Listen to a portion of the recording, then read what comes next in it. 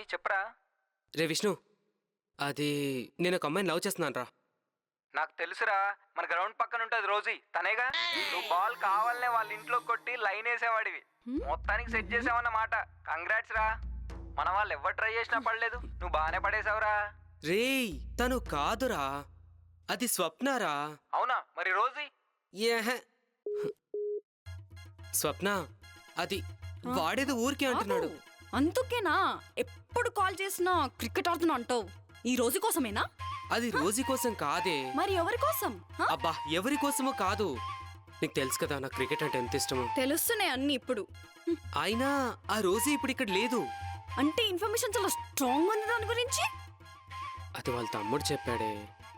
అంటే ఫ్యామిలీ మొత్తం టచ్ లో ఉన్నారనమాట. అది కాదు స్వప్న,